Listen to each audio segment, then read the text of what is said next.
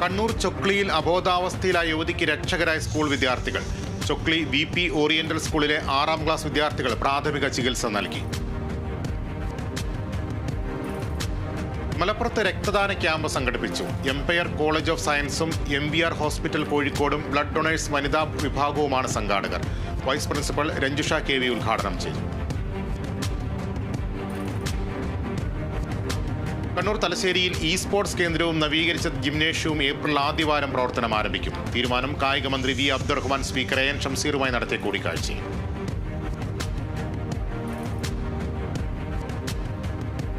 കേരള ശാസ്ത്ര സാഹിത്യ പരിഷത്തിന്റെ സംസ്ഥാന വിദ്യാഭ്യാസ ജാഥയ്ക്ക് ആലപ്പുഴ പരുമലയിൽ സ്വീകരണം. ഗുണമേന്മയുള്ള വിദ്യാഭ്യാസം കുട്ടികളുടെ അവകാശം എന്നതാണ് മുദ്രാവാക്യം. നവംബർ 14 കോഴിക്കോട് നിന്ന് ആരംഭിച്ച ജാഥയാണ് പരുമലയിലെത്തിയത്. സ്വീകരണ സമ്മേളനം ജില്ലാ പഞ്ചായത്ത് അംഗം മായ അനിൽകുമാർ ഉദ്ഘാടനം ചെയ്തു.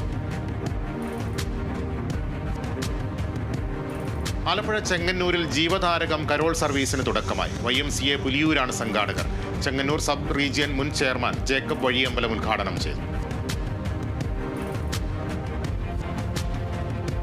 ആലപ്പുഴ മറ്റം മഹാദേവ ക്ഷേത്രത്തിലെ പുനഃക്രമീകരണ എസ്റ്റിമേറ്റ് തുക അടുത്ത ബഡ്ജറ്റിൽ ഉൾപ്പെടുത്തും. മന്ത്രി സജി ചെറിയാൻ ഇക്കാര്യം ഉറപ്പു നൽകിയതായി ഭാരവാഹികൾ. 70,34,000 രൂപയാണ് അനുവദിക്കുക.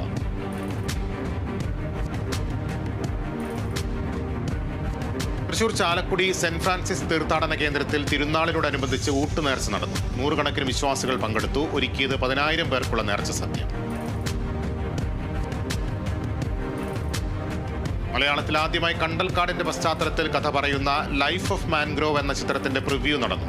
രചനയും സംവിധാനവും നിർവഹിച്ചിരിക്കുന്നത് NN ബൈജു. ചിത്രം ഉടൻ തിയേറ്ററുകളിലെത്തും.